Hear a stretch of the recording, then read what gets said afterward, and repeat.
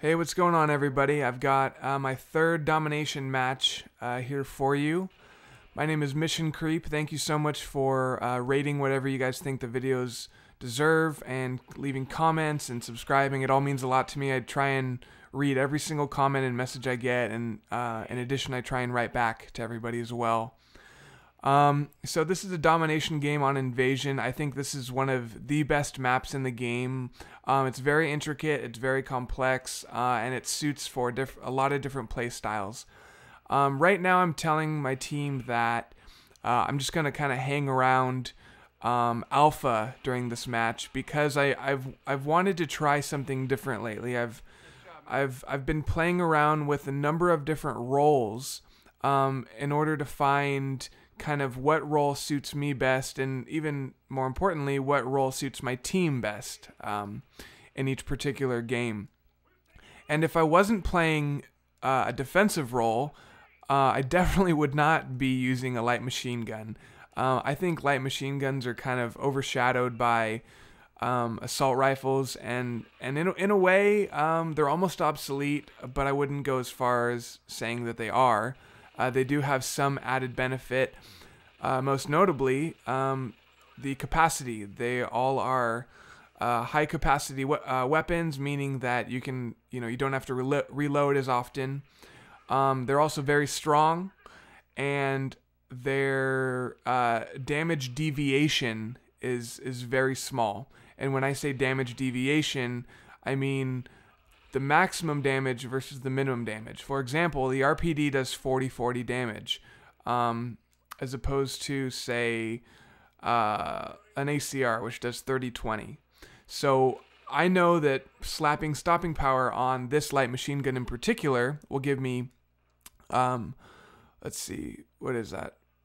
56 damage, I believe. Every shot, no matter the range, unless I put a silencer on it, so on and so forth. So, point being, the light machine guns do have a few advantages, and again, I wouldn't recommend them unless you wanted to play a defensive game.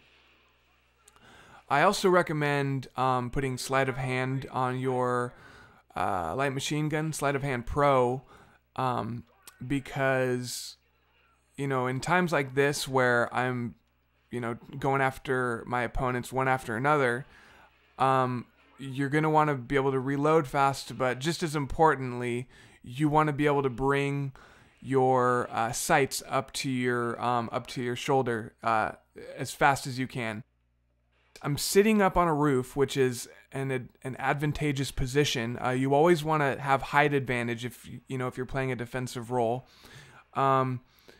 And I'm just waiting on these guys. I mean, why move? They keep coming in. They're trying to cap A. I'm literally the only one here. If you check my radar, I'm the only one here. And I'm just picking these guys off like flies. They either don't see me or they can't get to me. And this is vital because I'm able to hold A, which does two things. One, it frees up my team to go and cap other flags. And two, it makes it more difficult for my opponents to try and cap any flag, because the more flags we have, the less spawn points the enemy will have. I've noticed that Predator Missile is a great perk, even though, or I'm sorry, a great kill streak reward. Even though you're only getting one kill. You get to survey the area, and in that case, I was able to defend a flag. So right now, I'm not sure if I should go back over to A or stick around at C. What I do know is the enemy has B, and there you go. The enemy just took C. If whoever has B, usually has the advantage because they have different routes to go, and whichever way they look, there's going to be a flag.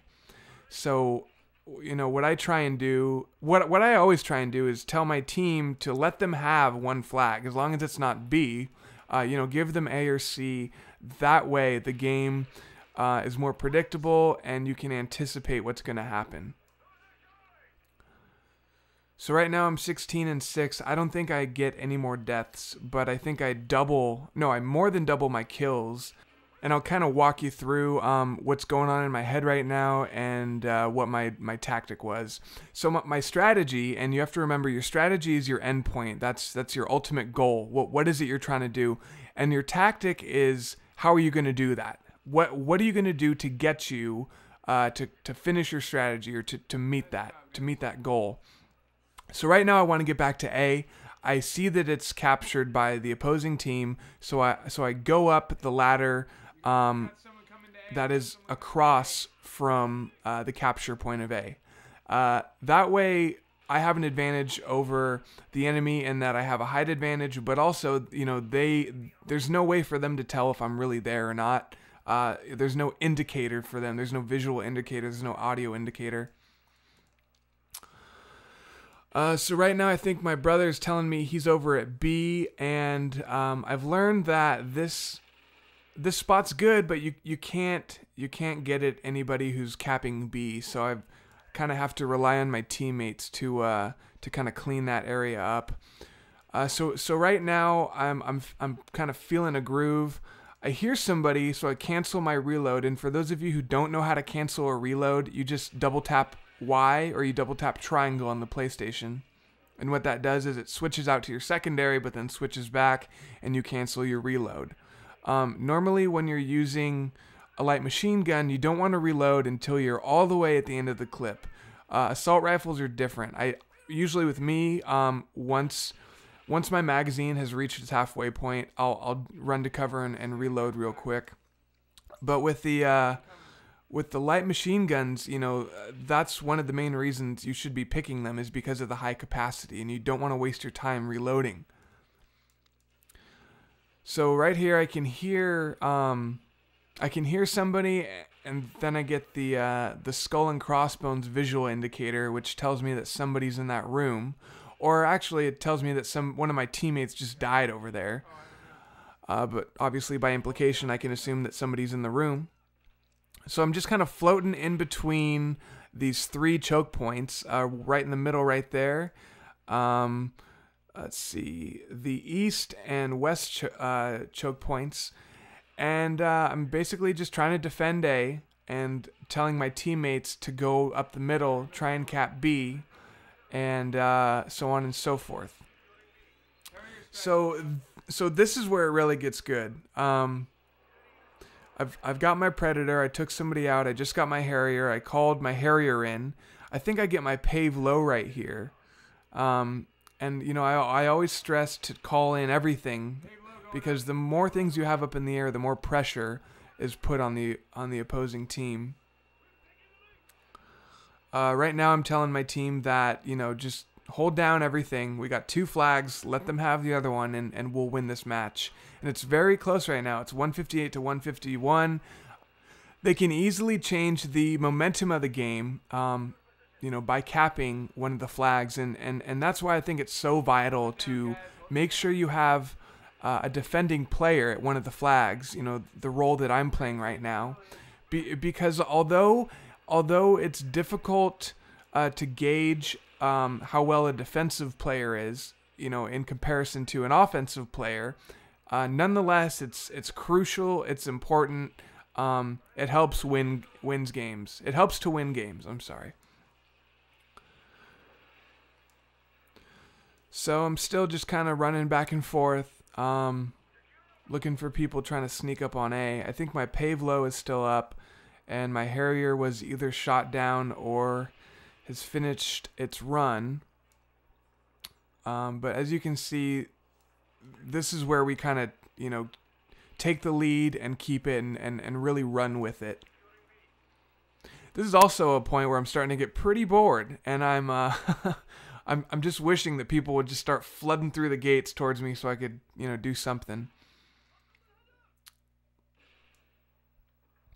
Let me ask you this. How cool does the Arctic camo look on any weapon in this game? I love the Arctic camo. I don't have any of the fall camo, but I'm looking forward to getting it because I have seen a few people with the fall camo, and I think it looks great.